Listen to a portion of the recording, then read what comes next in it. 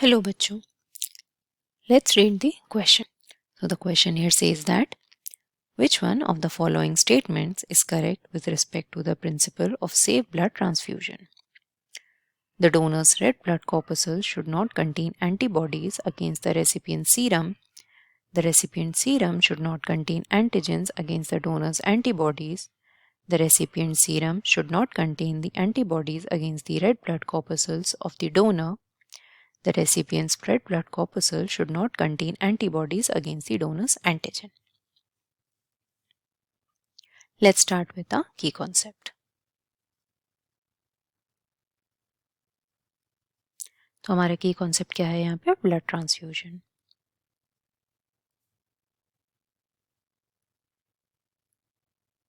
अब blood transfusion क्या होता है?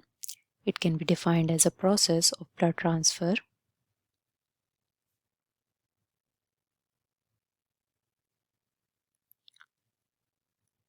to a person's circulation intravenously.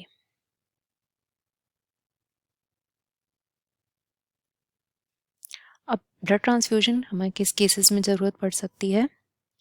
For example जैसे ब्लड लॉस में, या फिर कोई पर्सन थैलेसीमिक है जिसको कंटिन्यूसली ब्लड ट्रांसफ्यूजन की रिक्वायरमेंट है, तो इन केसेस में ब्लड ट्रांसफ्यूजन किया जाता है. अब ब्लड ट्रांसफ्यूजन का प्रोसेस जो है वो देखने के लिए, जानने के लिए हमें पहले बेसिक्स जानने पड़ेंगे. तो ब्लड ट्रांसफ्यूजन कैसे डिटरमाइन किया जाता है? पहले हम ब्लड ग्रुप देखेंगे. इधर मैं आपको एक टेबल बना के एक्सप्लेन करती हूँ. इधर पे हम एंटीजन लिखेंगे और इधर हम लिखेंगे एंटीबॉडीज. अब एंटीजन क्या होते हैं? प्रोटीन्स होते हैं जो हमें कहाँ मिलते हैं? आरबीसीज की सरफेस पर.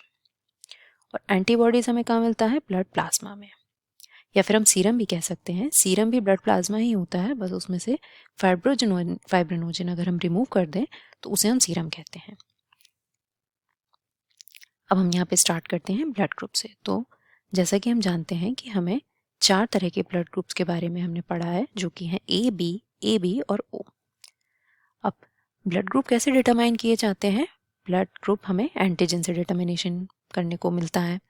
तो जो भी एंटीजन ब्लड की आरबीसी जो होती हैं उसकी सरफेस पे हमें मिलेगा, उसी से हम क्या बोलेंगे कि वही ब्लड ग्रुप है उस पर्सन के ब्लड का. तो जो ब्लड ग्रुप, जो एंटीजन हमारा है ए, तो वही ब्लड ग्रुप है ए. बी होगा तो बी, ए बी और ओ से ओ. अब एंटीबॉडीज जो होती हैं वो एंटीजन के ऑपोजिट होती हैं. तो अगर ब्लड ग्रुप ए है तो इसमें हमें एंटीबॉडी बी मिलेगी, ब्लड ग्रुप बी में ए मिलेगी. ए बी में दोनों एंटीजन हैं और एंटीबॉडी एक भी नहीं है, तो हम उसे ओ से रेफर करेंगे. ऐसे ही ओ ब्लड ग्रुप में एक भी एंटीजन नहीं है, तो हम उसे ओ से रेफर करेंगे और एंटीबॉडी हमें 2 मिलेंगी. अब ब्लड ट्रांसफ्यूजन में हमें एंटीजन और एंटीबॉडी क्यों देखनी पड़ती है? क्योंकि जब ब्लड ट्रांसफ्यूजन का प्रोसेस डिस्कवर हुआ था, तो जब स्टार्टिंग में ये एक्सपेरिमेंट्स किए गए ब्लड ट्रांसफ्यूजन के, तो पहले ये फेल हो गए. और फेल क्यों हुए? तो एक प्रोसेस होता है जिसे हम कहते हैं एग्लूटिनेशन.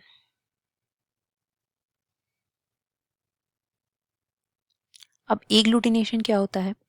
तो एंटीजन और एंटीबॉडीज की क्लम्पिंग को हम कहते हैं एग्लूटिनेशन. अब एग्लूटिनेशन ऐसे होता है कि अगर एंटीजन जो है और उस ब्लड में अगर जो एंटीबॉडी पाई जा रही है, अगर सेम एंटीजन और सेम एंटीबॉडी का रिएक्शन हम करा देंगे तो वो आपस में क्लम्पिंग हो जाएगी, तो ब्लड में क्लॉट्स फॉर्म हो जाएंगे, तो उसको हम एग्लूटिनेशन कहेंगे. अब जैसे स्टार्टिंग में जब एक्सपेरिमेंट्स किए गए तो लोगों को ब्लड ग्रुप के बारे में नॉलेज थी नहीं, तो किसी का भी ब्लड ग्रुप का किसी में भी ट्रांसफ्यूज किया गया, तो उससे ये ब्लड क्लॉट्स यानी एग्लूटिनेशन के प्रोसेस से जो क्लम्पिंग है वो देखने को मिली. तो उससे जो है पर्सन की डेथ भी हो सकती है, और हुई भी है, इसलिए हम इसको कंसिडर नहीं करते हैं.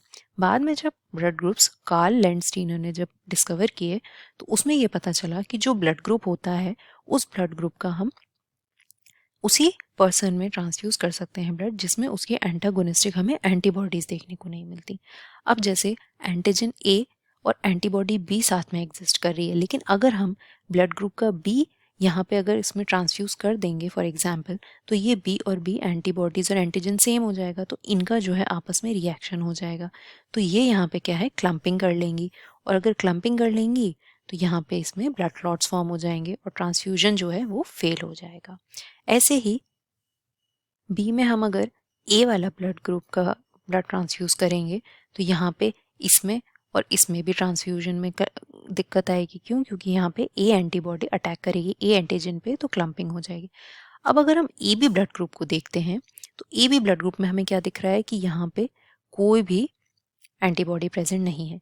तो अब अगर हम इसमें ए ब्लड ग्रुप का लें या बी ब्लड ग्रुप का लें या फिर ए बी तो हो ही जाएगा, और अगर ओ का भी लें तो यहाँ पे किसी की भी एंटीजन अगर यहाँ पे आ रहा है, फिर चाहे वो ए हो, बी हो या फिर ए बी या फिर ओ, तो यहाँ पे हम देख सकते हैं कि यहाँ पे एंटीबॉडी है ही नहीं, तो क्लम्पिंग होगी ही नहीं। तो इसीलिए ए बी में हम सारे ब्लड्स जो हैं ट्रांसफ्यूज कर सकते हैं। तो हम इसे क्या कहेंगे, यूनिवर्सल रेसिपिएंट। अब ओ में अगर हम देखें तो ओ में कोई एंटीजन नहीं है, तो एंटीजन जी प्रेजेंट नहीं है, तो अगर ये किसी भी ग्रुप किसी और पर्सन के ब्लड में अगर ट्रांसफ्यूज किया जाएगा तो एंटीबॉडी को कोई एंटीजन मिलेगा ही नहीं, तो वो किसी पे अटैक ही नहीं करेगा। इसीलिए हम ओ ब्लड ग्रुप को क्या कह सकते हैं, यूनिवर्सल डोनर, क्योंकि हम सारे ब्लड ग्रुप्स में इसको ट्रांसफ्यूज कर सकते हैं।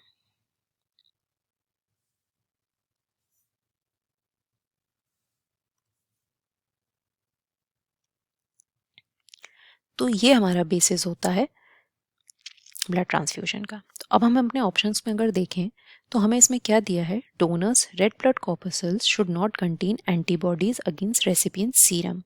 अब रेसिपिएंट सीरम तो जो होता है उसके अगेंस्ट एंटीबॉडीज नहीं होती हैं, एंटीजन के अगेंस्ट एंटीबॉडीज होती हैं, तो ये हमारा रॉन्ग हो गया।